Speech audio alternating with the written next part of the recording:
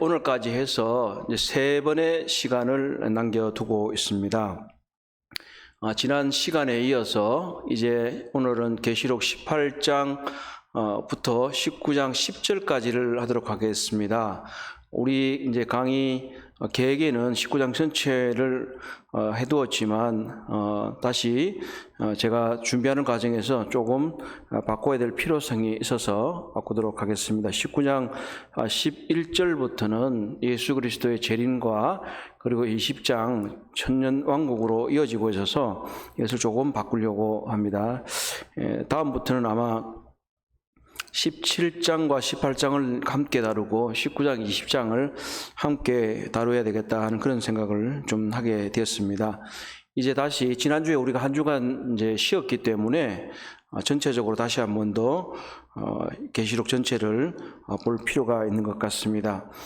우리가 계시록 1장에서는 예수 그리스도의 계시가 어떻게 전해지는가 하는 것들을 보면서 먼저는 1장 19절에 나와 있는 대로 이 계시록 전체가 어떻게 이루어지고 있는 것을 보기 위해서 내가 본 것, 다시 말하면 요한이 반모섬에서 예수 그리스도에 대한 그런 놀라운 이 환상을 본 것에 대해서 기록을 하고 있었습니다.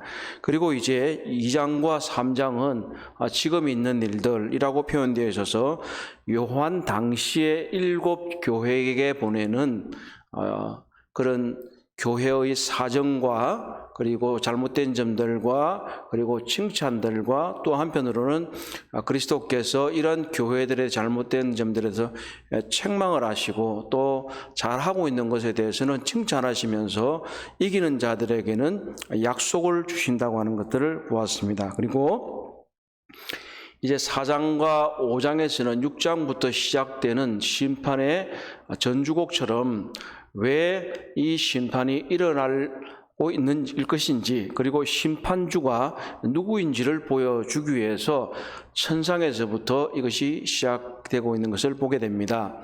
우리가 보통 이제 4장 1절에서 요한에게 이리로 올라오라 하는 그런 메시지를 통해서 보다 극적인 장면의 전환이 이루어진다는 것을 우리가 보았습니다. 통상적으로 이 요한이 이리 올라오라고 하는 장면이 이제 휴거를 상징한다고 얘기를 하지만 한편으로는 그렇게 또 볼 수도 있고 또 한편으로는 그것보다는 환상의 전환이 이루어지고 있는 것이 더 맞을 것이다 이렇게 봅니다.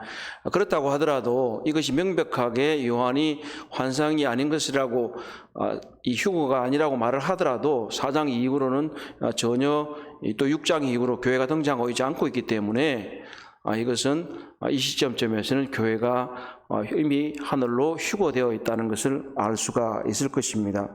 그래서 4장과 5장에서는 하나님의 보좌가 소개가 되고 7 영으로 상징되는 성령님과 그리고 7 두루마리를 7인을 떼시기에 합당하신 어린 양 대신 예수 그리스도가 심판주로 소개가 된 것을 보았습니다. 그리고 이제 6째 6장에서 이제 6개의 인이 떼어지는 것을 보게 됩니다.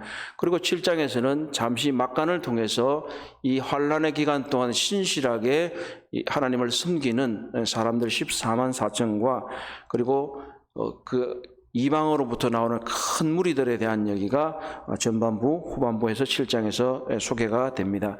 그리고 이제 8장 전반부에서 7째 인에 대한 나판이 7째 인에 대한 담긴 심판이 드러나고 그리고 7째 인이 이제 떼짐으로 말미암아서 7 나팔이 불려지는 것이 8장과 9장의 이야기입니다. 8장은 나팔 이렇게 이제 외운다고 이제 말씀을 드렸죠. 그리고 이제 10장에서 다시 6째 나팔까지 다 9장에서 불려진 다음에 작은 두루마리와 그리고 두 정인, 작은 두루마리는 힘 있는, 힘센 다른 천사의 모습이 보였죠. 그리고 이제 11장 후반부에서 7째 나팔이 불려지고 12장과 14장은 또 막간이라고도 볼 수 있죠. 그래서 7개의 장면이라고도 말씀을 드렸습니다. 그래서 12장에서는 이스라엘로 상징할 수 있는 한 여자와 그리고 하늘의 전쟁 그리고 이스라엘이 공격받는 것들 이런 것들이 나왔고요. 그리고 13장에서는 12장에서 나온 용에 의해서 권세를 받는 바다 짐승과 땅 짐승 그리고 이제 14장에서는 시온산에 산 어린 양과 그리고 그의 심판을 보았습니다. 자, 그리고 이제 15장에서는 다시 이제 막간이 펼쳐지면서 우리가 7장에서 뭘 보았냐면 14만 4천 명과 그리고 큰 무리를 보았습니다. 그래서 14장 전반부에서는 14만 4천이 소개가 되고 이제 15장에 오게 되면 아마 7장 후반부의 무리와 동일시되는 큰 무리가 나오는 것을 보게 됩니다. 그들이 이제 마지막 7 대접이 심판이 있기 전에 하나님을 찬양하고 있는 그런 놀라운 장면을 보게 됩니다. 자, 그리고 이제 16장에서는 마지막 7 대접의 심판이 이어지고 있는 것을 보게 되고 그리고 이제 7째 대접이 16장의 후반부에서 이 큰 성과 그리고 온 땅과 바벨론에게 미치는 이야기가 나와서 17장에서는 드디어 이 바벨론에 대한 심판의 이야기가 나왔습니다. 그리고 나서 이 음녀 바벨론이 타고 있는 큰 이상한 짐승에 대해서 상세하게 17장 후반부에서 기록되고 있는 것을 보았죠. 그리고 이제 오늘은 이제 18장에서 이 바벨론이 이제 17장 후반부에 보게 되면 적 그리스도가 이 바벨론을 장악하고 난 이후에 이제 하나님으로부터 이 바벨론이 완전히 패망하게 되는 것을 보게 되는 것입니다. 자, 이제 18장을 우리 함께 보도록 하겠습니다. 점점 늘어났죠. 그러니까 처음부터 출동을 처음에는 그냥 한번 조금 얘기하고 마쳤는데 지금 이제 18장까지 올 때까지 한참을 얘기를 했어요. 그러나 이런 것들이 우리에게 유익한 것은 사실 일주일 동안 열심히 묵상을 하셨겠지만 또 시간 지나고 나면 또 뭐였더라 하는 그런 생각이 좀 들 때가 있어요. 그래서 좀 번거롭게 느낄 수도 있겠지만 이런 것들 우리가 한번 해보는 것입니다. 사실 학습에 있어서는 복습이 굉장히 중요하다는 것을 이미 잘 알고 계실 것입니다. 이제 17장에서는 종교적 바벨론의 멸망이라고 하는 우리가 소제목을 달았던 적이 있습니다. 그리고 이제 18장은 여기 우리 교재 147페이지 보면 정치적 바벨론의 멸망이라고 제목을 달아놓았는데 이것을 조금 교정해야 될 것 같습니다. 정치적, 상업적 바벨론의 멸망. 더 중심되는 것은 정치적보다는 아마 상업적인 바벨론의 멸망이라고 보는 것이 좋을 것입니다. 왜냐하면 3절부터 시작해서 상인들의 이야기가 굉장히 많이 나오고 있는 것을 보게 됩니다. 다시 말하면 18장에서는 이 바벨론이 상업과 무역을 통해서 부를 축적하고 사람들을 미혹하는 그러한 도시로 그려져 있기 때문입니다. 그렇지만 이 도시가 부여와 영광을 자랑하지만 결국은 하늘로부터는 심판으로 말미암아 온전히 멸망하게 될 것을 보여주고 있는 것입니다. 자, 우리 이제 147페이지를 보게 되면서 한번 순차적으로 보도록 하겠습니다. 18장 1절에서 3절까지는 심판에 대한 예고가 기록이 되어 있습니다. 그것을 보게 되면 이 천사가 이 심판에 대해서 어떻게 될 것이라는 것을 이제 알려주고 있습니다. 먼저 천사가 18장 1절에서 등장을 합니다. 이 일 후에 다른 천사가 하늘에서 내려오는 것을 보니 큰 권세를 가졌는데 그의 영광으로 땅이 환하여지더라 하는 표현을 보게 됩니다. 자, 이 일 후는 우리가 굉장히 자주 봤죠. 이 일 후에 헬라어로 타우타, 이 표현은 장면이 전환되고 그리고 시간적인 전개가 변화되고 있다는 것을 알려주는 중요한 문학적인 표지입니다. 그리고 이제 이 또 다른 천사가 나오게 되는 것은 이 다른이라고 하는 단어가 계속 말씀을 드렸지만 여기서 표현되고 있는 것은 같은 종류 안에서 다른이라고 하는 것입니다. 예를 들어서 저와 제 아내가 동일한 사람이지만 또한 다른 사람입니다. 그렇기 때문에 여기서 나오는 다른 천사는 보통의 아마 많은 해석가들이 생각하는 것처럼 우리 주 예수 그리스도를 묘사하는 것이라고 보기는 어렵습니다. 우리가 10장 1절에서도 힘센 다른 천사, 무지개를 입은 한 힘센 천사를 이미 보았죠. 그리고 왜냐하면 18절에서도 보면 18장 1절에서도 큰 권세를 가졌고 그의 영광으로 땅이 환화해졌다 이렇게 말을 하고 있기 때문에 자칫 우리가 여기 나오는 이 모습들을 가지고 그리스도라고 오해할 수 있는 그런 것들이 있습니다. 그러나 분명히 말씀드릴 수 있는 것은 그리스도는 이미 부활하셔서 성천하셨고 구약에서 천사의 모습으로 나타나셨던 신현이라고 그러죠. 파니 이렇게 말을 하는데 그런 모습으로 나타났지만 더 이상 계시록에서는 이렇게 주님이 나타나셔야 될 필요가 없습니다. 이것을 또 그리스도가 다시 나타나서는 이제 크리스토 파니 이렇게 말을 하는데 그리스도가 나타나실 만한 다른 이유가 없고 신약 성경 계시록에서는 특별히 인자와 같으니라고 하는 그런 표현을 쓰고 있고 지난 시간에 보았죠. 그렇지 않으면 어린 양으로 표현이 되고 있기 때문에 여기서 다른 천사를 예수 그리스도라고 보아야 될 만한 그런 특별한 이유는 없는 것 같습니다. 다만 이 천사는 10장 1절에서도 나와 있는 힘센 다른 천사처럼 그 권세와 영광이 대단히 크다는 것을 볼 수가 있습니다. 다음 페이지를 보십시오. 다음 페이지 보시면 큰 권세와 영광을 가졌다고 했는데 이 천사가 5번째 대접의 심판에서 이 땅이 다 어두워졌기 때문에 이와 대비되는 다시 불을 밝히는 놀라운 장면을 볼 수가 있습니다. 자, 두 번째는 심판의 이유를 좀 보려고 하는데요. 여기서 18장 2절 B에서라고 되어 있는데 이것을 그냥 B자를 지우시고요. 앞에도 147페이지도 천사의 등장을 18장 1절에서 2절 A라고 되어 있는데 거기도 2절 A를 그냥 지우시면 좋을 것 같습니다. 천사의 등장으로 1절을 마무리하고 두 번째로 심판의 이유는 2절과 3절인데 우리의 148페이지 바로 이 심판의 이유 바로 위에 보면 세 개의 줄 정도가 이렇게 되어 있습니다. 천사의 선포하는 말은 이사야 21장 9절에서 왔다. 헬라 본문은 이 사건을 이미 발생한 것처럼 보고 있다. 이렇게 말하는데 이것은 바로 힘찬 음성으로 외쳐 이르되 무너졌도다 하는 거예요.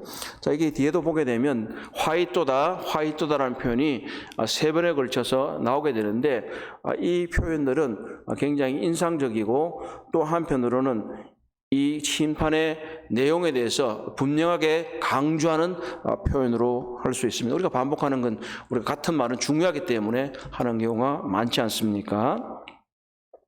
자, 그런데 이것은 아직 무너지지 않았거든요. 그런데 무너졌도다 이렇게 말하는 것은 이걸 이제 이미 무너질 것이기 때문에 이것을 확실하게 또 그것을 미리 앞서서 본 것처럼 표현하는 그런 용법입니다. 그래서 이걸 무너질 겁니다 하는 건데 무너졌다고 이미 확실하게 선언을 하고 있다는 거죠. 자, 무너진 이유는 몇 가지로 좀 나누어 볼 수가 있어요. 첫 번째는 이 성이 2절을 한번 볼게요.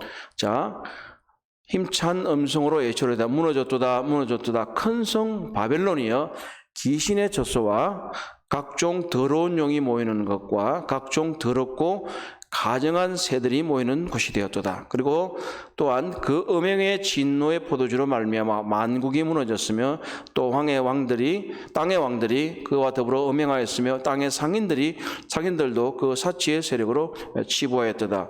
먼저 2절에 나와 있는 것은 각종 더러운 귀신들의 처소가 됐다 하는 걸 말하고 있어요. 자, 이것을 부대적으로 설명하는 것이 바로 뒤에 각종 더러운 영들이라고 하는 겁니다. 우리말의 성경에서는 보면 이게 아마 그냥 병렬적인 것으로 볼 수도 있지만 좀 더 문법적으로는 보면 이 각 귀신의 처소라는 것이 하나의 전체적인 제목이라고 본다면 각종 더러운 영이 모이는 것과 각종 더럽고 가증한 새들이 모이는 곳이 되는 것이 그 부대적인 구체적인 설명이라고 볼 수 있습니다. 먼저 이 책에는 없지만 하나 더 말씀을 드리면 자, 이게 처소라고 되어 있고, 그 다음 각종 더러운 영이 모이는 곳이 하나고요. 영어 성경을 혹시 가지고 계시는 분들이 보시면 알 텐데, 여기 영어 성경에서는 각종 더러운 새들, 그리고 얘기하고, 그 다음에 각종 더럽고 가정한 짐승들이 모이는 곳, 이렇게 해서 세 개를 나누어 놨어요. 그래서 이것은 헬라어 성경에서 보게 되면 이게 이제 지금 오늘날에 원본이 없잖아요. 원본이 없으니까 사본들을 가지고 하는데 그러다 보니까 이게 조금씩 차이가 있어요. 그러나 우리말 성경의 경우는 이것을 각종 더럽고 가정한 새들이라고 하는 것을 하나로 이렇게 묶어놨지만 영어 성경의 대부분은 이렇게 되어 있어요. 그래서 a hunt for every impure spirit, a hunt for every unclean bird, a hunt for every unclean and detestable animal. 해서 이게 더러운 영들과 더러운 새들과 그리고 더러운 짐승, 이 더러운이라고 하는 단어가 이 세 개에 다 연결이 되어 있어요. 다시 말하면 이곳에는 더러운 귀신들과 이런 것들에 연결된 것들이 다 모여 있다는 거예요. 여기서 처소라고 하는 단어와도 관련이 돼서 이 처소라는 게 집이라는 뜻이겠죠. 보통의 그곳이 있는 곳. 그리고 우리말 성경은 이것을 그냥 개역개정은 곳이라고 하는 단어를 써두었기 때문에 이게 정확하게 무엇을 말할까 이렇게 좀 생각을 해볼 수 있는데 세번역을 보게 되면 이렇게 되어 있어요. 귀신들의 거처가 되고 온갖 더러운 영의 소굴이 되고 더럽고 가증한 온갖 새들의 집이 되었다. 이렇게 번역을 하고 있습니다. 그래서 여기서는 소굴 또는 처소, 거처, 집 이렇게 번역을 했잖아요. 다시 말하면 이들이 우리 소굴이라는 말이 뭐예요? 아주 나쁜 놈들이 모이는 걸 소굴이라고 우리가 보통 표현을 하잖아요. 그래서 이게 영어로 이제 아까 헌트라고 하는 단어를 제가 읽어 드렸는데, 그러면 그 표현을 동원해서 정말 더러운 것들이, 악한 것들이 모인다고 하는 이미지를 주려고 하는 거예요. 그리고 우리 개역 개정의 성경의 줄을 보게 되면 이 곳이라는 곳에 여기 뭐라고 표현하냐면 옥이라고 되어 있어요. 옥, 지옥. 그래서 이걸 마치 이거를 어떻게 생각할 수 있냐면 이미 심판을 받아서 지옥에 갇혀 있다는 그런 느낌을 주는 것이 이 옥이라는 표현이 되는 거예요. 그래서 베드로전서에 보게 되면 더러운 귀신들이 옥에 있다고 이미 선언이 되고 있잖아요. 예수님께서 옥에 있는 영들에게 전파하시니라 하는 그런 구절들을 보기 때문에 이렇게 말을 할 수 있는데, 지금 여기서는 그 옥에 대한 얘기보다는 오히려 세번역처럼 소굴이나 집이 더 맞을 거예요. 왜냐하면 이 바벨론이 심판받는 이유가 뭐냐면 더러운 귀신들이 그곳에 다 모여서 이렇게 한마디로 말하면 이렇게 딱 위에서 이렇게 모여 있는 거예요. 그래서 이들을 조정하고 그들이 사람들을 조정하고 그들이 귀신들에게 통제받는 그런 모습을 갖고 있는 거예요. 그래서 이것이 귀신의 소굴, 더러운 영들의 소굴이 되어 있고 짐승, 새 다 모였다는 거예요, 지금. 그래서 이 짐승이나 짐새는 굉장히 지금 이 계시록에서 여러 가지로 중요한 표현들로 들어와요. 짐승은 보면 이 적그리스도와 연결되는 것들을 볼 수가 있고, 그리고 새들도 보게 되면 이 후반부의 19장에 나오게 보지만 사람들의 시체를 쪼아먹는 이런 것들을 보게 된단 말이죠. 그리고 또 한편으로 공중에 날아다니는 새를 통해서 심판을 선포하는 이런 것들을 보게 되면서 더러운 귀신, 우리가 이 앞에서도 보면 개구리 같은 더러운 귀신의 영을 보았단 말이에요. 그리고 여기서 또 새도 나온단 말이에요. 그리고 또 짐승이 나온다는. 그래서 이 문학적인 재미라는 걸 지난번에 말씀드렸는데, 물론 이것이 문학적인 재미라고 한다는 것이 요한이 이것을 임의로 만들었다는 의미는 아니에요. 그러나 하나님께서 이런 것들을 보여주실 때 우리가 잘 이해할 수 있고, 또 이 한편으로 이 문학적인 장치들을 통해서 이것을 계시록을 잘 따라갈 수 있도록 돕는 중요한 장치라고 하는 것을 이렇게 말씀을 드립니다. 그래서 기절을 좀 이해하시면 좋을 것 같고요. 자, 그리고 148페이지 중간에 있는 내용들을 보게 되면 큰 성리 바벨론이 멸망하는 두 번째 연근의 음행의 진노의 포도주로 만국을 타락시키고 망하게 만들었다.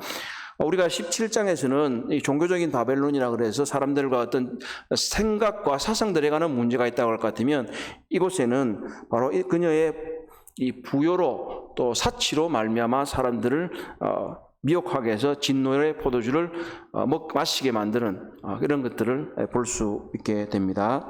자, 그리고 이제 18장 4절에서 8절은 심판에 대한 묘사를 보게 됩니다. 그런데 4절과 5절에서는 하나님의 은혜를 볼 수가 있어요. 심판하시기 전에 백성들에게 미리 경고하는 거예요. 항상 그래요. 항상 아무리 타락한 곳이나 할지라도 하나님께서는 그곳에 있는 자신의 백성들, 어려운 사람들을 향해서 나오너라, 너희들 같이 심판받아서는 안 된다 하는 것을 말씀을 하고 있어요. 우리말 속담에도 그런 말들이 있잖아요. 친구 따라 강남 가는 게 아니라 모난 사람 옆에 있다가 정 맞는다 이런 말 있는데 좋은 표현은 아니지만 불의한 자들과 같이 어울리게 되면 결국은 불의한 자들과 함께 동일한 취급을 받게 될 것입니다. 그렇기 때문에 하나님께서는 이 마지막 심판 전에 경고를 하십니다. 또 내가 들으니 하늘로부터 다른 음성이 나서, 다른 음성입니다. 나서 이르되 내 백성아 거기서 나와 그의 죄에 참여하지 말고 그가 받을 재앙들을 받지 말라. 그의 죄는 하늘에 사무쳤으며 하나님의 그의 불의한 일을 기억하신지라. 하나님께서는 반드시 이 악한 자들의 죄에 관해서 기억하신다는, 그 죄가 하늘에 사무실 정도로 그들의 악이 얼마나 간영한가, 퍼져 있는가 하는 것을 볼 수 있는 것이게 됩니다. 그렇기 때문에 하나님께서는 내 백성아 거기서 나와서 그의 참여하지 말고, 그의 죄에 참여하지 말고 그가 받을 재앙들을 받지 말라 하는 겁니다. 이것은 오늘날의 그리스도인들에게도 여전히 적용될 수 있는 중요한 그런 말씀이기도 합니다. 그리스도인들은 이 세상의 죄에 대해서 참여하지 않아야 됩니다. 그리고 그들의 죄에 참여해서 함께 재앙을 당하지 않도록 하여야 하는 것입니다. 그리스도인들이 만약에 죄악된 사람들과 같이 어울리게 되면 그들도 같이 심판을 받게 될 것입니다. 그들도 고난을 받게 될 것입니다. 그래서 우리의 삶에 있어서 이 세상을 완전히 떠날 수는 없지만 구별된 삶, 분리된 삶이 여전히 우리에게 필요하다는 것을 볼 수 있게 됩니다. 그리고 이제 그 하나님의 백성들에게 경고하신 후에 그들이 받게 될 심판에 대해서 다시 묘사를 하기 시작하는 것이 6절에서부터 8절입니다. 자, 이 심판은 굉장히 크다는 것을 볼 수 있는데 두 표현이 나오게 될 거예요. 갑절의 심판과 그리고 이 심판이 아주 순식간에 이루어진다는 것이 6절에서 8절에 있는 내용입니다. 자, 같이 한번 보시죠. 그가 준 그대로 그에게 주고 그의 행위대로 갑절을 갚아주고 그가 섞은 잔에도 갑절이나 섞어 그에게 주리라.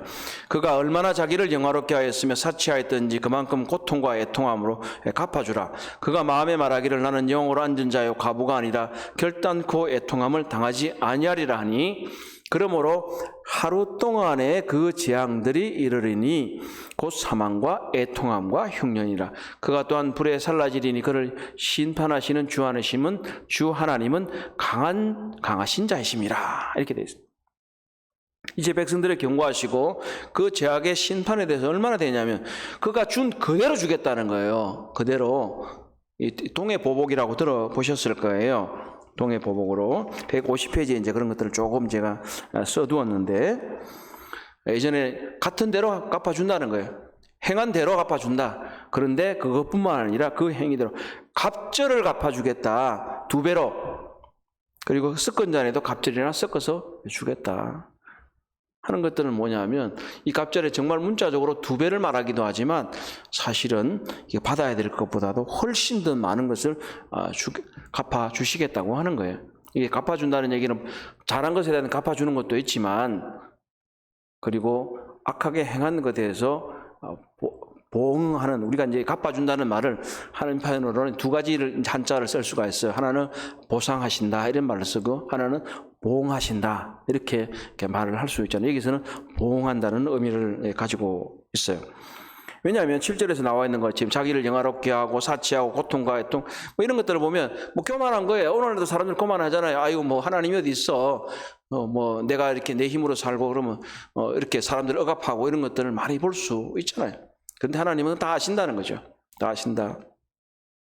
뭐 나는 여왕으로이다, 가부가 아니다, 뭐 이렇게 등등 말하지만 결단코 애통함을 당하지 아니라 내가 재산이 있는 한, 내 명예가 있는 한, 내 권력이 있는 한 나는 절대로 무너질 일이 없다. 사람들이 자만하고 교만한 것이 얼마나 많이 있습니까? 미래에 바벨론도 이런 모습을 가지고 있을 것입니다. 그러므로 8절에서는 그러므로 이렇게 말하는, 그러므로 149의 하단에 하루 동안에 그 재앙이라. 하루 동안에, 하루가 어떻게 해요? 쌓아 올리는 데는 얼마나 걸립니까? 쌓아 올리는 데는 얼마나 많은 시간들이 걸립니까? 그러나 멸망하는 것은 순식간이라고 하는 표현을 볼 수가 있어요. 여기서 우리말에서 개역개정에서는 하루 동안이라고 되어 있는 표현들이 새 번역을 보게 되면 순식간이라고 하는 그런 표현들을 많이 볼 수가 있어요. 문자적으로 하루이기도 하지만 또 한편으로는 이것이 시간적인 개념으로 그렇게 볼 수 있는데, 이것은 앞으로 9절 이하에서 보게 되면, 10절 이하에 보게 되면 더 세부적인 표현을 보게 돼요. 10절과 18절에 보게 되면 1시간에, 10절과 19절에 보면 1시간 안에 망하는 거, 1시간 안에. 더 짧은 시간이잖아요. 하루는 24시간, 1시간은 뭐예요? 24분의 1. 이렇게 말할 수가 있겠죠. 아마 이제 고대에는 오늘날은 24시간 체제지만 예전에는 12시간 체제였거든요. 그렇기 때문에 또 뭐 12분의 1이라고 말할 수 있지만 어쨌든 하루의 시간단에서 최소를 말하게 되겠죠. 그만큼 이 심판은 급격하게 이루어질 것이다. 이것이 대접심판의 특징이기도 하죠.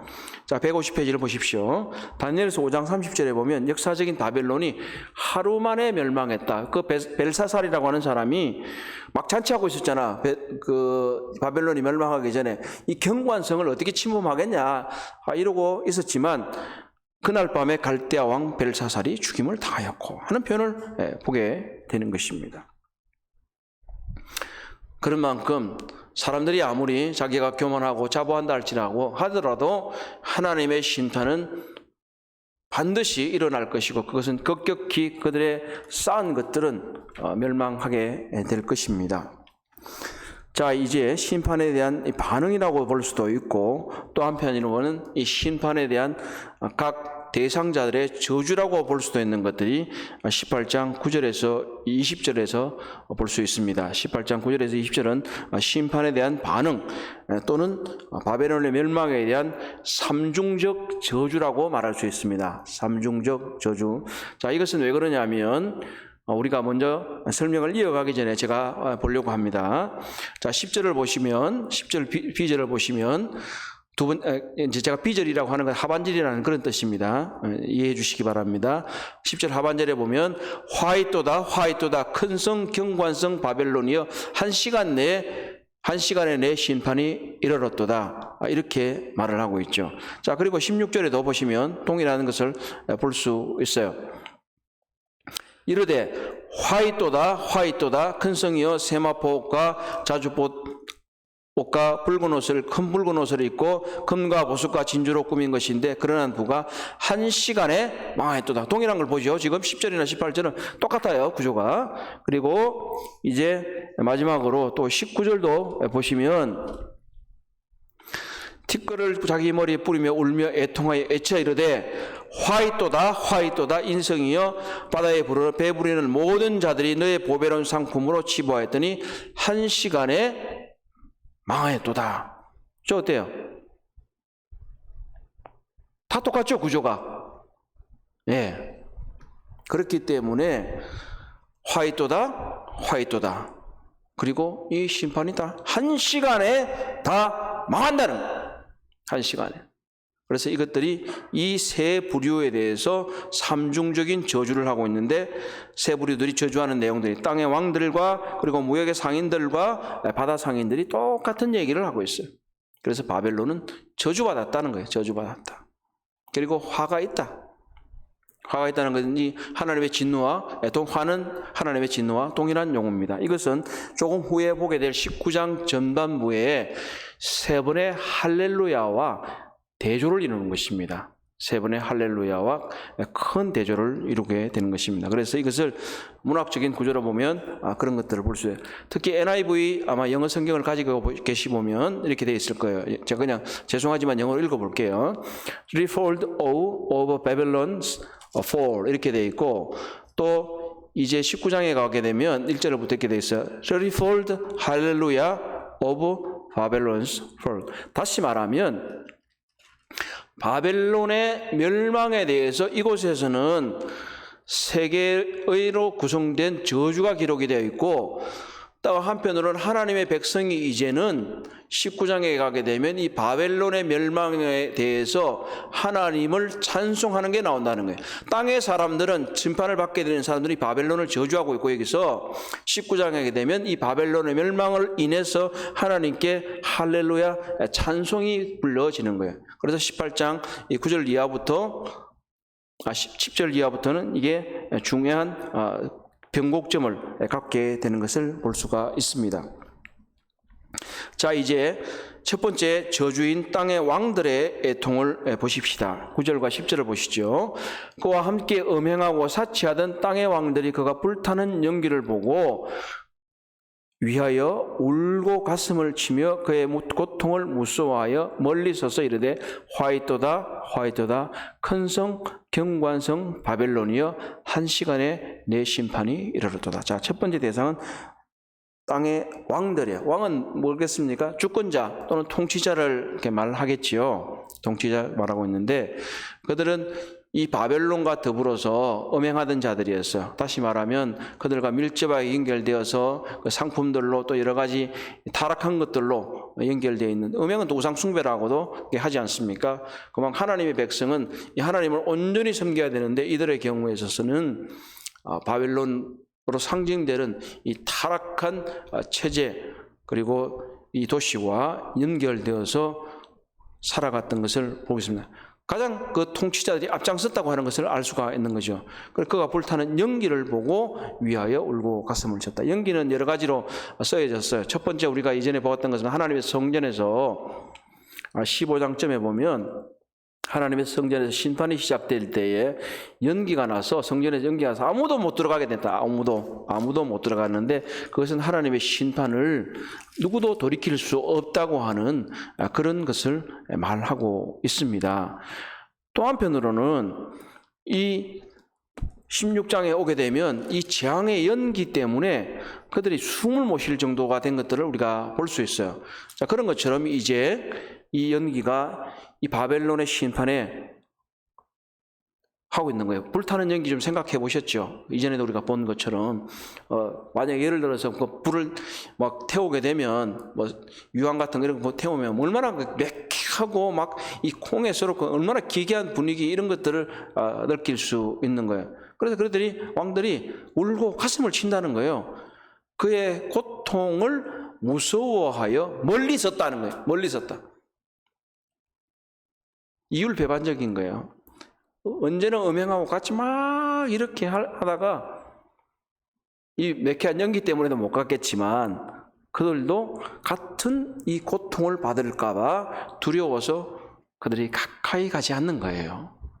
가까이. 바로 악행하는 사람들의 특징을 우리가 여기서 볼 수가 있어요. 악행하는 사람들은 이덕이 있을 때는요 아주 잘 어울려요. 잘 어울리는데, 그런데 그들에게 불이익이 있고 문제가 생기면 그냥 언제 그랬냐는 듯이 도망가 버립니다. 이 멀리서 살았냐고 여기에서만 또 나오는 게 아니에요. 뒤에 보게 되면 또 나올 거예요. 조금 전에 말씀드렸던 것처럼 이 화라고 번역된 단어는 세계의 화를 묘사되고 있고, 또 하나님의 진노이고, 그리고 아주 극심한 고통과 괴로움을 말하고 있는 것입니다. 조금 전에 보았던 대로 이제 10절에 있는 땅의 왕들이 큰 성 경관성 바벨론이 한 시간 안에 내 심판이 이르렀다, 이렇게 표현을 하고 있습니다. 자, 두 번째는 11절부터 17절 A절까지 상반절까지입니다. 종종 이렇게 조금 이제 뭐 A, B 또는 뭐 상반절, 하반절 조금씩 나눠진다고 말씀드렸던 것은 뭐냐면, 형제자매님들 잘 아시는 것처럼 기본적으로 옛날 이거 원래 성경 원어들 말이죠. 성경들은 뭐 마침표도 없고 장절도 없었어요. 그런데 이제 후대에 와서 이제 좀 성경을 읽고 또 가르치고 할 때 필요하기 위해서 장절을 구분했잖아요. 그러다 보니까 어떤 경우는 문맥을 조금 안 맞는데 이렇게 한 것들이 있단 말이에요. 그 사람이 만든 거니 그럴 수 있잖아요. 그래서 또 한편은 뭐 제가 하는 것도 완벽하지는 않아요.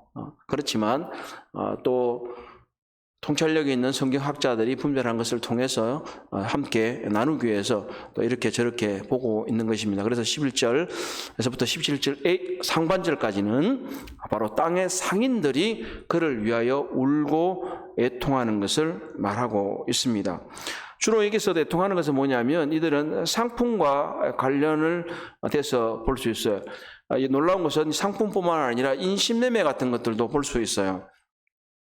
형제자매님들이 미리 다 읽어오셨기는 했겠지만 우리가 좀 더 잘 보기 위해서 전체를 좀 더 한번 읽어보도록 하겠습니다. 자, 11절부터 17절 상반절까지요. 성경을 보십시오. 땅의 상인들이 그를 위하여 울고 애통하는 것은 다시 그들의 상품을 사는 자가 없음이라. 그 상품은 금과 은과 보석과 진주와 세마포와 자주 옷감과 비단과 붉은 옷감이요 각종 향목과 각종 상아 그릇이요 값진 나무와 구리와 철과 대리석으로 만든 각종 그릇이요 계피와 향료와 향과 향유와 유황과 포도주와 감람유와 고운 밀가루와 밀이요 소와 양과 말과 수레와 종들과 사람들의 영혼이라. 바벨론아, 내 영혼을 탐하던 과일이 내게서 떠났으며 맛있는 것들과 빛난 것들이 다 없어졌으니 사람들이 결코 이것을 다시 보지 못하리로라. 바벨론으로 말미암아 치부한 이 상품의 상인들이 그들의 고통을 무서워하여 멀리 서서 울고 애통하며 이르되 화이토다 화이토다 큰 성이여 세마포옷과 자족과 붉은 옷을 입고 금과 보석과 진주로 꾸민 것인데 그러한 부가 한 시간에 망하였도다. 자, 얼른 읽기만 해도 나타나잖아요. 뭐 상상을 좀 해보시자고요. 우리가 여기 나타난 상품들, 뭐 하여튼 좋은 옷감들 다 있어요, 그죠? 금도 있고, 은도 있고, 진주, 뭐 보석들 얼마나 가지고 계신지 모르겠어요. 저희 집엔 조그만 거 하나밖에 없어요. 금. 얼마 전에 제 아이 손녀 딸이 돌이 돼가지고 조그만 한 돈인가 두 돈 반지 하는데도 엄청 비싸더라고요. 한 돈이라 그래요. 한 돈밖에 안 됐는데 그것도 뭐 한 20만 원씩 하는 것 같아요. 근데 그런데 이게 보면 엄청난 것들이 있는 거예요. 그리고 뭐 계피, 향료, 그리고 이 그릇도 있네요. 오늘 이제 잠깐 제가 어디 봤는데 TV에 보니까 어떤 그릇만 전시해 놓은 데 있더라고요. 창고형으로 판매하는데 뭐 그릇도 뭐 보통 아니더라고요. 주부들은 뭐 그릇 좋아하시잖아요. 그런 것처럼 이 밀가루 또 먹는 것들 이 상상이 안 될 정도로 얼마나 부요하고 사치스러운가 하는 것들을 이제 볼 수가 있죠. 그리고 조금 전에 말씀드린 대로 이제 13절 제일 마지막에 보면 종들과 사람들의 영혼들이다 하는 거예요. 151페이지 첫 번째 단락의 중간점 제가 써놓았는데 아연스럽게도 세계의 모든 문명 국가에서 금지됐던 노예 매매가 적 그리스도의 타락한 상업체에 다시 등장할 것이다. 고대 세계에서는 노예들을 동물이나 도구로 취급했습니다. 어떤 노예들은 부자들의 큰 살림살이를 떠맡고 갔고 어떤 노예는 사창가에서 성매매를 하고 원형극장에서 짐승들에게 사료로 주기도 했다. 자, 이제 바로 이 부요와 사치뿐만 아니라 극악한 타락이 극에 달했음을 볼 수 있는 것입니다. 그렇기 때문에 멸망해야 하는 것입니다. 멸망해야 하는 것입니다. 우리가 여기서 바로 3절에서 보았던 그 내용을 다시 말하고 있는 거예요. 3절은 그 음행의 진노로 포도주로 말미암아 만국이 무너졌으며 또 땅의 왕들이 그와 더불어 음행하였으며 땅의 왕들 아까 첫 번째로 나왔었잖아요. 첫 번째 통곡하는 사람들. 그리고 이제 뭐예요? 땅의 상인들도 그 사치의 사력으로 치부했다. 그냥 막 나오는 게 아니에요. 3절에 지금 땅의 왕들이 나왔고요. 그리고 땅의 상인들이 나왔어요. 그렇기 때문에 함께 연기를 되었어요. 자, 그리고 이제 그 다음부터 이어지는 건 바다 상인들이라고 얘기해뒀지만 사실은 땅 전체라고 볼 수 있는 이 상인들의 또 다른 모습을 보여주는 것이기 때문에 3절에 있는 땅의 왕들과 땅의 상인들에 대한 전체적인 묘사라고 볼 수가 있을 것입니다. 바다 상인들이라고 하는 건 특별히 오늘날도 그렇지만 이 무역은요 비행기 통해서 잘 안 돼요. 상품들이 뭐 비행기를 통해서 많이 오는 것 같지만 그래서 신속하게 돈 많이 줘야 이 비행기 타고 와요. 그래서 특송이 아니면 대부분의 경우는 다 큰 이 선박에 컨테이너 실어서 온다고요. 그렇기 때문에 이것은 무역에서 굉장히 중요한 것인데 이것을 묘사하고 있는 것이 바로 18장 17절 하반절에서 19절까지 있는 내용입니다. 자, 우리 함께 볼까요? 모든 선장과 각 처를 다니는 선객들과 서른들과 바다에서 일하는 자들이 멀리 서서 그가 불타는 연기를 보고 예초에 이르되 이 큰 성과 같은 성이 어디더냐 하며 티끌을 자기 머리에 뿌리고 울며 애통하며 예초에 이르되 화이또다 화이또다 이 큰 성이여 바다에서 배부리는 모든 자들이 너의 보배로운 상품으로 취부하였더니 한 시간에 망하였도다. 이렇게 말해요. 이제 땅의 왕들과 땅의 상인들과 그들이 애통하고 통곡하고 저주하는 것에 이어서 이제 바다의 상인들, 이 무역하는 사람들마저도 이 바벨론이 저주받았다는 것을 선언하는 것입니다. 사실 이들이 저주하는 것이라기보다는 그들이 저주받았도다 라고 말하는 것이 더 맞을 것입니다. 우리말식의 표현으로 보면 이들이 저주받은 것을 지금 얘기를 하고 있는 거예요. 그리고 이들이 이 바벨론이 저주받으니까 어떻게 자기들도 연결이 되는 거예요. 얼마나 많은 상업적인 이게 손실이 오니까 그들이 탄식하고 애통하고 울고 있는 거예요. 뭐 불쌍해서 울었을까요? 천만의 말씀이겠죠. 그렇지 않아요. 보통 보면 뭐 동정해서 운다고 생각하는데 그건 다 가짜 울음이고 대부분의 경우 내가 손실 나니까 내가 문제가 되니까 울고 있는 건 내가 문제가 되니까 너 때문에 이제 나도 망했구나 이렇게 말하는 것과 비슷한 거예요. 그래서 그들도 멀리 서 있는 거예요. 안 가요. 멀리 서 있어. 같이 있다가는 더 고통받을 것 같으니까 안 가는 거죠. 멀리 서 있다는. 그리고 여기서 나오는 이 1시간, 앞에서 10절에서 나왔던 그 1시간과 동일한 것입니다. 이것은 고대 시계로 하루에 12분의 1을 시간을 말하는 것일 수도 있겠지만 순식간에 라는 거예요. 세 번역은 한순간에 망했다 이렇게 말을 하고 있습니다. 그렇기 때문에 아주 짧은 시간에 그들이 축적했던 모든 부와 사치와 그리고 타락들이 다 망할 것을 말하고 있는 것입니다. 그만큼 하나님의 심판은 강하고 엄중하고 능력이 있기 때문에 그것은 바로 8절에 되어 있습니다. 8절을 다시 한번 보실게요. 그러므로 하루 동안에 그 재앙들이 이르러니 곧 사망과 애통함과 흉년이라 그가 또한 불에 살라지리니 그를 심판하시는 주 하나님은 강한 자이심이라. 자, 아시겠죠? 바로 이것들이 바로 하나님이 심판주이신데 그분은 강한 자이시기 때문에 이 심판이 이렇게 일어날 수 있다는 것을 알려주는 것입니다. 그러나 한편 또다시 성도들에게 위로와 격려의 말씀이 나오게 됩니다. 우리는 4절과 5절에서 심판을 하기 전에 하나님의 백성들에게 경고하고 빠져나오라고 하는 명령을 보았던 것처럼 이제는 20절에서 하나님께서 심판하신 것에 대해서 위로하는 것을 볼 수 있습니다. 20절 한번 보십시다. 하늘과 성들과 사도들과 선지자들아, 이 모든 무리들에게 다 얘기 지금 하고 있는 거예요. 그로 말미암아 즐거워하라. 뭐로 말미암아요? 이 바벨론의 심판으로 말미암아 즐거워하라. 하나님이 너희를 위하여 그에게 심판을 행하셨으라. 누구를 위하여 심판하셨다고요? 누구를 위하여? 성도들과 사도들과 선지자들과 이 하늘을 위해서 심판을 하셨다는. 누구를 인해서 심판하셨다고요? 바벨론을 인해서. 바벨론이 타락하고 죄악이 너무나 크기 때문에 심판하고, 그리고 성도들을 위하여, 성도들 때문에 또한 심판하셨다고 하는 사실입니다. 성도들에게는 바로 이와 같이 하나님의 위로와 격려가 있는 것입니다. 152페이지입니다. 바벨론의 최후 멸망이라고 써있는 바로 윗대 단락을 보시면 이렇게 그랬습니다. 심판은 하나님의 공의를 위할 뿐만 아니라 그분의 고난받는 성도들을 위로하는 것이기도 하다. 이렇게. 로마서 12장 19절에 이런 말씀이 있습니다. 내 사랑하는 자들아, 너희가 친히 원수를 갚지 말고 하나님의 진노하심에 맡기라.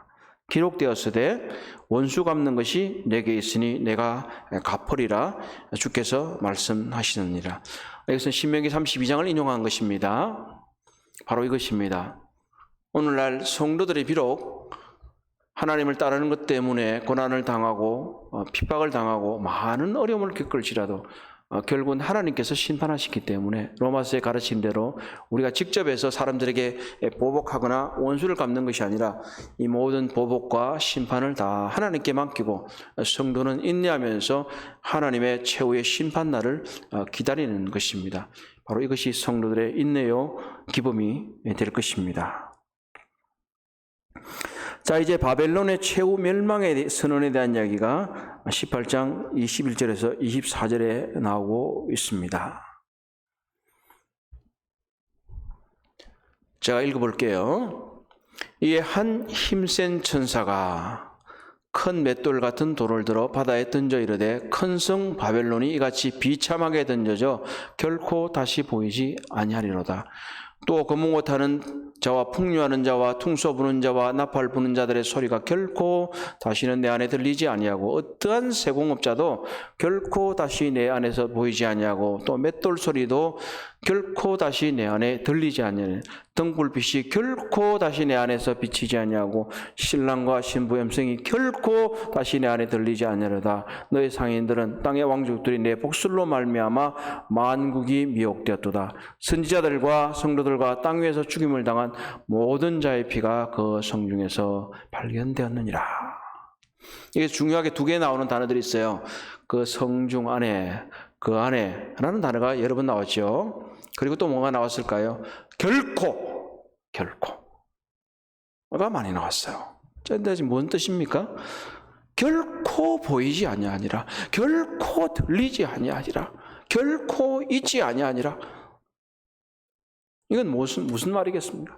하나님의 심판은 완전하고 그리고 종국적으로 다 이루어져서 이 바벨론은 다시는 재건되지 않는다는 거예요. 다시는. 하나님의 심판은 완전하다는 거예요. 그래서 이것을 이 힘센 다른 천사가 선언하고 있어요. 여기 힘센 천사 나왔잖아요. 힘센 천사가 몇 번 나왔을까요? 5장 2절에서 힘 있는 한 천사라는 표현은 똑같은 말이에요. 힘 있는 한 천사. 그리고 10장 1절에서 힘센 다른 천사. 이 중요한 국면에서는 반드시 힘센 천사가 나와요. 힘센 천사가. 이 힘센 천사가 바로 이 바벨론의 멸망에 대해서 선언하고 있는 것입니다. 바로 이것은 사실 이사야나 에레미야의 예언에 연관이 되어 있습니다. 이 맷돌은 엄청나게 큰 거예요. 맷돌 돌리는 거 보신 적 있는지 모르겠어요. 사람들의 그냥 보통에도 보면 뭐 콩을 가는 이 조그만 이 맷돌이 아니라 보면 공장 같은 데서 돌리는 엄청난 맷돌들이 있다고요. 큰 맷돌이라고 또 되어 있단 말이에요. 큰 맷돌, 큰 성, 힘센 천사, 사실은 전부 다 이게 이미지가 뭐예요? 엄청난 것들이 있다는 것을 전달하기 위한 그런 표현들이에요. 제가 써놓은 것을 통해서 아마 참고하시면 될 거고, 중간점에 되어 있는 것들은 예술 부분, 아까 뭐 상업적인 뿐만 아니라 이제는 유흥하는 것들, 유흥, 노는 것들도 다 없어진다는 거예요, 이제는. 그렇기 때문에 어떤 거짓 신들의 로마의 문화의 세례에 빠졌던 사람들, 그냥 먹고 즐기고 뭐 희낙낙하던 이런 것들이 다 끊어질 것에 대해서 이 예표적으로 보여지는 것입니다. 바로 심판의 정당성이 뭐예요? 두 번째 150회 심판의 정당성이라고 되어 있는 것은 복술, 다시 말해 복술이라는 건 마술이에요. 옛날에는 마술 같은 걸 많이 했어요. 그래서 사람들을 현혹시키고 이런 걸 했는데, 그리고 두 번째는 하나님의 백성을 핍박했다는 거예요. 핍박. 이런 것들 때문에 하나님께서 24절에 선지자들과 성도들과 및 땅 위에서 죽임을 당한 모든 자의 피가 그 성중에서 하나님께서 이 피들을 기억하시고 이 바벨론에게 피로 갚아 주실 것입니다. 그렇기 때문에 하나님의 심판을 기대하여야 할 것입니다. 자, 이것이 이 바벨론의 심판에 대한 반응과 저주와 정당성과 이런 모든 것들에 대한 것들이 이제 기록이 되어 있습니다. 자, 이제 19장부터 이런 것은 상당히 이제 대조적으로 전개가 될 것인데, 19장을 말씀드리기 위해서 전에 153페이지와 154페이지 나와 있는 이 바벨론에 대한 여러 논의가 있기 때문에 이거는 아주 간략하게 보도록 하겠습니다. 나머지 내용은 형제자매님들이 보시면 될 것입니다. 사실 역사주의자들의 얘기는 별로 그렇게 경청할 필요가 없어요. 이것은 이제 지금에 와서는 별로 그렇게 신뢰가 안 되고 거의 폐기된 이론이나 마찬가지입니다. 역사주들의 주요한 특징은 로마 교황과 연결되기는 이런 것들이 많은데 시대가 변하면서 전혀 맞지가 않으니까 더 이상 얘기가 될 필요가 없어요. 과거주의자들은 늘 이 바벨론은 예루살렘이나 로마를 보는 경향이 있습니다. 그래서 여기서 나오는 이 바벨론의 심판을 예루살렘의 AD 70년의 멸망과 연결을 시키고 19장 이후에 연결되면 마치 예루살렘을 심판하기 위해서 예수 그리스도께서 영적으로 재림하셨다, 아니면 하늘나라에서 보시면서 심판하셨다, 이런 얘기들을 하게 되는데 이건 좀 논리도 안 맞고 이해할 수가 없죠. 바벨론은 항상 예루살렘과 대조적으로 선언되고 있는 것이죠. 그리고 여기 우리가 지난번에도 보았던 것처럼 16장에서도 보면 큰 성이 갈라지고 만국의 성들도 무너지고 큰 성 바벨론, 이런 것을 보았을 때 다른 것이라고 하는 것을 우리가 알 수가 있습니다. 그럼 미래주의자들은 바벨론은 로마 교회나 종말의 적그리스도인도 형성된 종교적 실체를 얘기를 하기도 합니다. 그러니까 종교적 실체다 이런 것은 형성을 말하고 있는 게 이런 거예요. 그냥 상징주의자들이 말하는 것처럼 실제 형체가 없는 형체를 말하는 게 아니라, 예를 들어서 월스트리트 하면 미국의 월스트리트라는 데가 있거든요. 정권가를 말해요. 정권가. 근데 월스트리트는 거리가 실제로 있단 말이에요. 있는데 바벨론도 실제로 있고, 그리고 바벨론이 음행과 타락의 상징으로 기능한 것을 말할 수 있습니다. 154페이지. 결론적으로 말하면 이 장에서 묘사하고 있는 바벨론은 실제 도시라고 봅니다.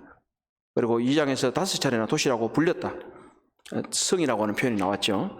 그리고 본문에서 묘사하고 있는 특징을, 문자적 도시를 염두에 두고 있습니다. 한 도시이지만 온 세계적 영향력을 발휘하고 있으므로 사악하고 배교적인 체계의 상징으로 작용하는 것이다.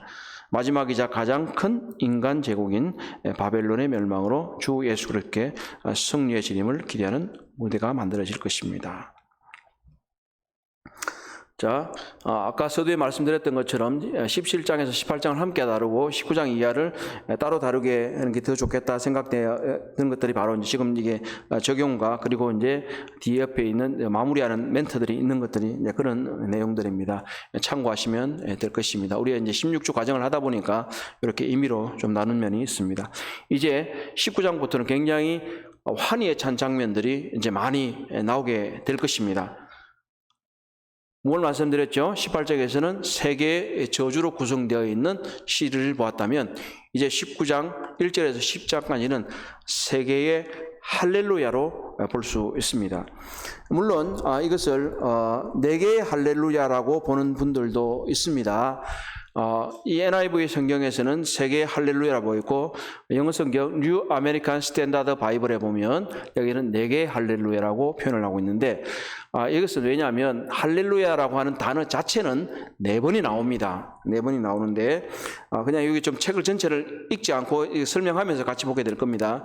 자, 여기서 네 개의 할렐루야가 나오는데, 신약 성경에서는 할렐루야라고 하는 단어는 계시록에서만 나옵니다. 그리고 네 번이 나오는데 이것도 네 번도 다 계시록 19장에서만 나옵니다. 자, 그만큼 중요하다는 말이겠죠. 중요하다는 말이고 뭔가 여러 가지 함의를 갖고 있다 하는 것을 볼 수 있게 되는 것입니다. 그래서 지금 그리스도의 재림과 관련돼서 155페이지 하나님의 종들의 축하 이렇게 되어 있는데, 종들의 축하는 이유는 이거예요.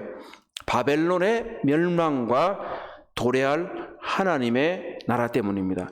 그리고 우리말 성경에서는 할렐루야 이렇게 하고 그냥 계속 말이 이어지고 있는데, 영어 성경이나 원문에 보게 되면 꼭 이유가 있어요. 구체적으로는 7절에 보게 되면 이제 그런 것을 볼 수가 있어요. 할렐루야 주 우리 하나님 곧 전능하시니가 통치하시다 이렇게 돼 있잖아요. 근데 할렐루야 다음에 이유를 뜻하는 단어가 있어요. 다시 말하면 할렐루야 주 우리 하나님 곧 전능하시니가 통치하시기 때문입니다 이렇게 되는 거예요. 뒤에도 마찬가지고 우리가 즐거워하고 거기에 기뻐하는 것도 바로 할렐루야. 왜냐하면 우리가 즐거워하고 격게 기뻐할 수 있는 것은 은인양의 혼인잔치의 기약이 이르렀기 때문입니다 이렇게 말할 수 있는 거예요. 할렐루야의 이유가 있는 거예요. 그 마찬가지로 19장 전반부도 마찬가지. 다 할렐루야 할 수 있는 이유는 바벨론이 멸망하고 하나님의 메시아 나라가 도래했기 때문인 것입니다. 자, 155페이지 이제 하나님의 종들의 축가에서 이제 단락을 조금 수정을 할게요. 내용상 이 단락을 둘로 나누기는 하지만 이렇게 됐다는 거. 둘로 나눈다는 얘기는 뭐냐면 이렇게 돼서 보통의 우리말 아마 성경에 이렇게 돼 있을 거예요. 어린 양의 혼인잔치 하는 것과 이 바벨론의 심판과 어린 양의 혼인잔치로 나누는 이런 것들이 되게 있을 거예요. 그런데 이것을 이제 할렐루야로 나눠보는 것이 더 좋겠다고 하는 거죠. 그러니까 보면 바벨론의 명령은 19장 1절에서 5절이고 어린 양의 혼인잔치는 19장의 6절 10절을 보면 19장 6절에서 10절을 두 개로 나눌 수 있지만 할렐루야를 중심으로 보게 되면 이제 세 개로 나눌 수 있는데 좀 전에 하늘에 있는 무리의 할렐루야는 19장 1절에서 2절, 3절이 아니고요. 1절에서 2절로 보시고 그리고 천상의 할렐루야와 24장로 내생물에 화답하는 할렐루야는 19장 3절에서 5절입니다. 이것은 뒷부분에 나오는 소제목과 같은 것인데 여기서 제가 조금 오타를 낸 것 같아요. 그리고 이제 어린 양의 혼인잔치를 위한 할렐루야는 19장 6절에서 8절이다 이렇게 볼 수 있습니다.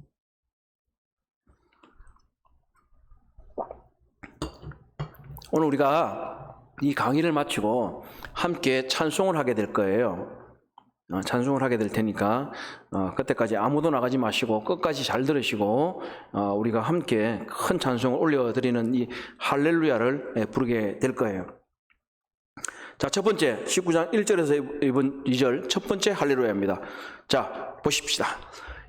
이 일 후에 내가 들으니 하늘에 허다한 무리의 큰 음성 같은 것이 있어 이르되 할렐루야 권능과 영광과 능력이 우리 하나님께 있도다. 그의 심판은 참되고 의로운지라. 음행으로 땅을 더럽게 한 큰 음녀를 심판하사 자기 종들의 피를 그 음녀의 손에 갚으셨도다 하고. 자, 큰 무리가 나오죠. 허다한 무리. 이건 잘 생각이 좀 되시죠? 7장에서 나온 후반부에 나온 허다한 무리가 생각이 되어지고 15장에 나온 허다한 무리가 지금 생각이 되어지잖아요. 이건 하나님으로부터 구속을 받은 모든 무리를 지금 보여주고 있어요. 이 허다한 무리가 큰 음성, 이 문학적으로 계속 확장되고 있어요. 이가 하나님께 할렐루야 구원과 영광과 능력이 우리 하나님께 있도다. 바로 2절은 바로 이 바벨론의 심판에 대한 것을 분명히 말하고 있는 것입니다. 그들의 찬송의 이유는 바로 이 음행과 사치와 타락하고 더러운 땅을 더럽게 한 이 큰 음녀를 더럽게 한 음녀를 심판한다는 거에 하나님께서 이 땅을 지금 정화하신다. 깨끗하게 하신다는 거예요. 아까 더러운 얘기가 계속 많이 나왔어요, 사실은요. 아까 제가 처음 말씀드릴 때 그들에게 있어서 18장 2절에서 말씀드린 게 더러운 게 키워드다 이런 말씀을 드렸어요. 더러운 게, 더러운 영, 더러운 새, 더러운 짐승. 여기서 땅을 더럽게 한 큰 음녀를 심판하는 것이 19장 2절에서 나오게 되는 겁니다. 자, 이제 두 번째 할렐루야입니다. 두 번째로 할렐루야는 자 156페이지 3절에서 5절까지입니다. 3절에서 5절 제가 읽어볼게요. 두 번째로 할렐루야 하니 그 연기가 세세토록 올라가더라. 또 24장로와 네 생물이 엎드려 보좌에 앉으신 하나님께 경배하이르되 아멘 할렐루야 하니 보좌에서 음성이 나서 이르되 하나님의 종들 곧 그를 경외하는 너희들아 작은 자나 큰 자는 다 우리 하나님께 찬송하라. 이렇게. 자, 이제 두 번째로 할렐루야 누가 했을까요? 예, 또 다른 주어가 나오지 않는 것으로 보아서, 그래서 19장 1절에 나오는 하늘의 허다한 무리가 할렐루야라고 말하고 있는 것이고요. 24장로와 네 생물이 아멘 할렐루야라고 하면서 응답하고 있어요.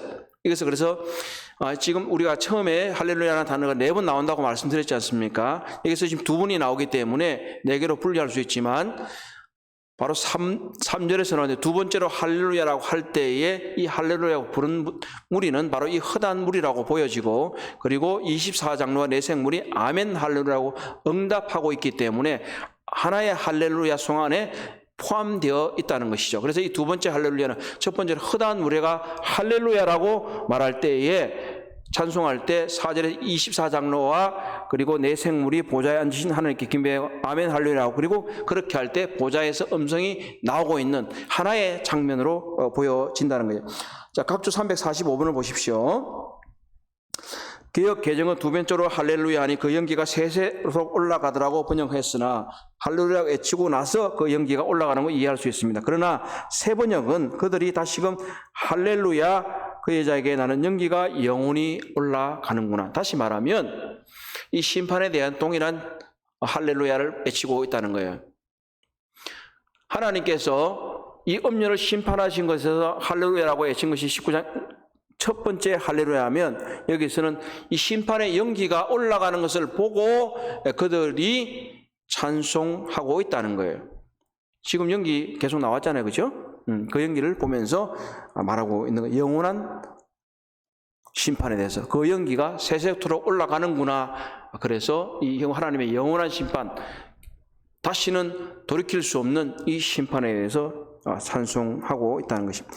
이 할렐루야 조금 더 설명을 드리면, 앞에서 조금 설명을 안 했기 때문에 말씀을 드리면, 시편 113편에서 118편은 할렐루야 시편이라 그래서 특별히 이들이 이제 애굽에서 나온 이집션 할렐이라 그래, 이집트 할렐 이렇게 말해서 이집트로부터 속박을 끊고 나왔을 때 그들이 이 할렐루야를 부르기 시작했습니다. 또 한편으로는 이들은 유월절에 그들이 유월절 음식을 먹은 후에 이스라엘 사람들이 부르는 찬송이기도 해요.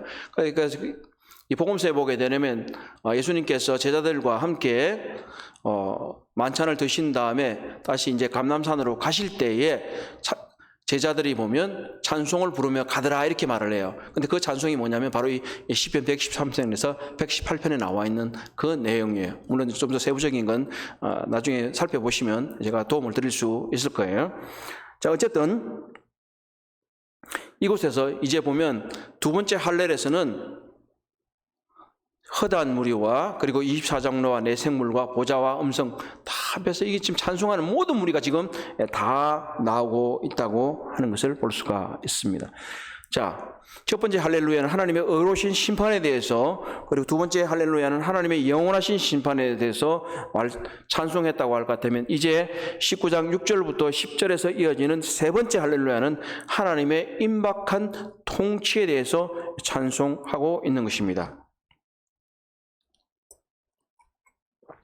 자, 6절에서 10절입니다. 또 내가 들으니 허다한 무리의 음성과 같고 많은 물소리와도 같고 큰 우레 소리와 같은 소리도 이르되 할렐루야 주 우리 하나님 곧 전능하신 이가 통치하시도다. 우리가 즐거워하고 크게 기뻐하며 그에게 영광을 돌리세. 어린 양의 혼인기약이 이르렀고 그 아내가 자기 자신을 준비하였으므로 그에게 빛나고 깨끗한 세마포로 옷을 입도록 허락하셨으니 이 세마포옷은 성도들의 옳은 행실이로다.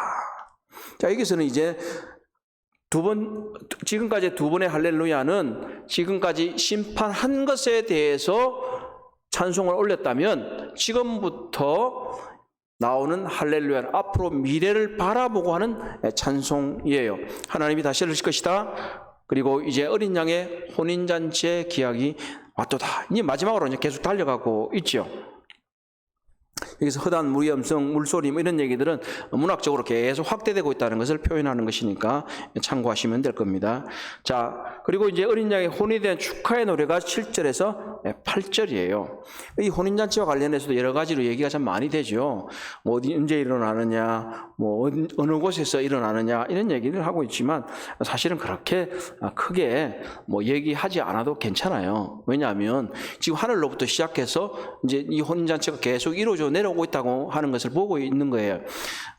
그보다 더 중요한 건 오히려 이 유대적인 배경에서 보게 되면 157회 중간에 있지만 오히려 1세기 결혼의 순서를 보면 좋다는 거예요. 법적인 성립, 그리고 신부를 부르심, 그리고 혼인잔치 이렇게 하는. 법적인 성립은 언제 이루어지나요? 거듭날 때. 그리고 부르심은 바로 우리가 휴거될 때 이미 그곳에서 하늘로 불림을 받았다는 것을 말씀하고 있는 거예요. 이 마지막 단계가 이 혼인잔치라고 하는 거예요. 그래서 혼인잔치는 하늘로부터 시작해서 심판이 완료되고 난 다음에 땅에서 완전히 절정을 맞이하게 될 것입니다. 이것은 잔치라고 하는 단어가 여기서 나오지만 아마 17절에 나오는 이 하나님의 큰 잔치와는 얼마나 큰 대조를 보면서 보게 되는 것입니다. 그래서 성경은 이 특히 계시록에 있어서 같은 단어를 사용하거나 아니면 점정적인 단어를 사용해서 이 하나님의 계획과 실행에 있어서 여러 가지 대조되는 것과 강화되는 것들을 볼 수 있어요. 여기서는 하나님의 어린 양의 혼인잔치는 얼마나 기쁘겠습니까? 그런데 이제 17절에 나오는 하나님의 큰 잔치는 얼마나 큰 심판인지를 또한 보여주는 것입니다. 하나 여기서 유의할 것은 뭐냐면 이거예요. 청함을 받은 자들은 그럼 누구냐 하는 얘기를 이제 보게 되는데, 그거는 158페이지에 나와 있는데, 여기 먼저 8절부터 먼저 해야 되겠네요. 이 세마포 옷은 성도들의 옳은 행실이다 할 때, 이 옳은 세마포 옷은 성도에게 거듭났기 때문에 입게 하는 것이라고 하는 표현도 맞고요.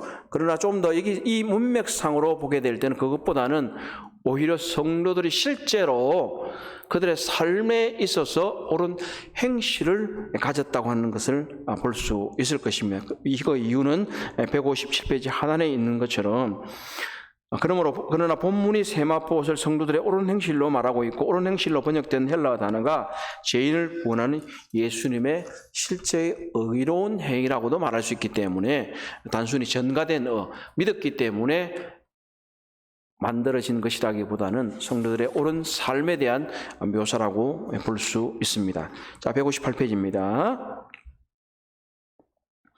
158페이지는 19장 9절이 천사의 말을 말하고 있어. 이제 이것에서는 청함을 받은 자들에 대한 얘기가 있습니다. 그렇지만 우선 결론적으로 말하면 이 신부는 교회이고 청함받은 자들은 교회가 아닐 가능성이 대단히 많습니다. 여러 논의들이 있지만 이것은 교회 시대를 제외한 믿는 자들로서 구속받은 자들이 혼인잔치에 초대받았다고 하는 것을 볼 수 있을 것입니다. 교회는, 여기서 신부는 이제 교회를 말하는 것이 가장 합당한 그런 것으로 보여집니다. 자, 여기에 대한 요한의 반응입니다. 요한은 내가 발 아래 엎드려 경배하려 한다. 너무 놀라운 광경을 보니까 천사에게 경배하려고 하는 그런 것을 봅니다. 그러나 천사는 그렇게 하면 안 된다.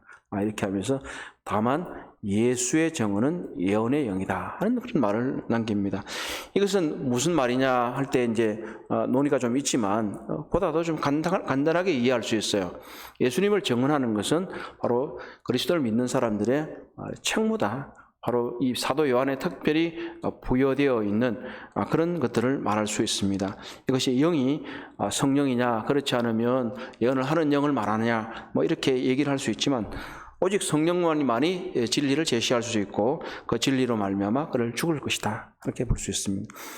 이런 이제 영이나 이런 표현들은 두 가지 이유가 있어요. 해석하는데 어려움이 되는 것은, 첫 번째는 뭐 대문자 소문자의 구분이 없다든지 그런 부분도 있고, 두 번째는 뭐냐면 여기서 우리가 이제 보통은 영어를 배우실 때 뭐 소유격 이런 말을 들어보시잖아요. 예수의 근데 이 소유격을 이제 헬라 문법을 공부하는 분들이 이것을 속격이라고 말해요. 속한다 이런 말을 할 때 속격이라고 하는데, 이 헬라의 원어에서는 이 속격에 대한 해석이 참 많아요. 한쪽이 주어가 되느냐, 한쪽이 목적어가 되냐, 한쪽이 소유격이 되냐, 이런 것들에 여러 가지 논의들이 있기 때문에 좀 복잡한 양상을 띠게 됩니다. 그렇기 때문에 여기에 대한 해석의 이제 논의들이 나오겠지만, 여기서는 중요한 것은 뭐냐면 바로 예수의 정언은 바로 예언을 하여야 하는 그런 것을 상징이 아니라 보여주는 문학적인 표현입니다. 다시 말하면 우리는 예수님이 하신 그 정언을 우리도 동일하게 이 예언의 말씀을 통해서 증거해야 된다는 것을 보여준다는 것입니다. 자, 그리고 나머지 159페이지 이하에 나와 있는 어린 양의 혼인잔치의 부분은 미래주의자들 것만 제가 보도록 하겠습니다. 미래주의자들은 계시록 19장의 혼인잔치 천상으로서를 보기에 신부를 이스라엘로 보지 않습니다. 이것은 이제 천상에서부터 시작해서 내려온다는 얘기를 아까 말씀드렸죠. 그리고 199 제일 하단에 보면 그러나 세대주의자가 아닌 미래주의자들은 교회와 초청받은 자들을 동일한 그리스도의 신부로 봅니다. 이런 분들이 있습니다. 그래서 이 신부와 이 청함을 받은 자들로 동일로 보는 분들이 앞에 이제 이상주의자들도 그렇죠. 그러나 여기서 보면 신부와 초청받은 무리는 다른 무리라는 거예요. 그래서 이것들을 잘 아시면 좋겠다. 자, 우리는 바로 이 신부입니다. 교회 시대에 있는 그리스도인들은 신부라는 것을 아시길 바랍니다. 자, 오늘은 아까 말씀드린 대로 찬송을 좀 부르려고 합니다. 조금 시간이 있기 때문에 먼저 이 한 화면을 가사를 좀 보여드리고 영어로 되어 있는 가사를 보여드리고 그 다음에 한글로 되어 있는 것을 통해서 우리가 찬송을 부르려고 합니다.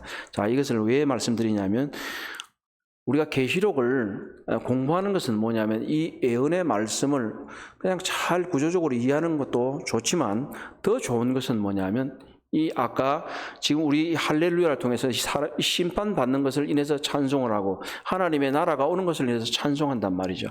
그래서 우리가 이 예언의 말씀을 통해서 하나님께 찬송을 돌려드리는데 더 중심이 있는 거예요. 자, 이것은 우리가 여러분들 핸델의 메시아라고 들어보셨을 거예요. 그죠? 핸델의 메시아 중에서 할렐루야라고 하는 오라토리오가 있습니다. 이것은 잘 아시는 대로 이 핸델의 할렐루야 오라토리오가 불려질 때 사람들이 일어났다고 하는 그런 것들을 통해서 알 수가 있는 것처럼 19장 6절이 가장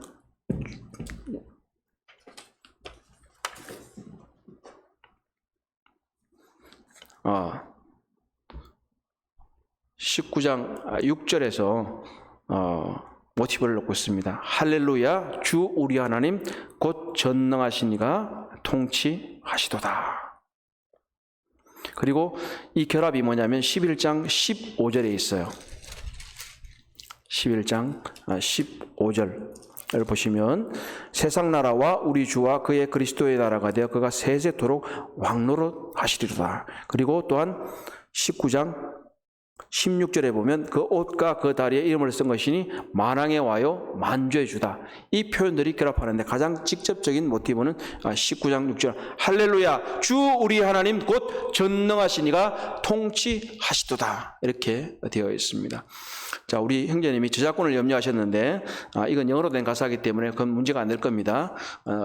일단 기도하시고 그 다음 영어로 된 가사를 한번 보신 다음에 우리가 한글로 된 것을 같이 부르도록 하겠습니다. 기도하시겠습니다.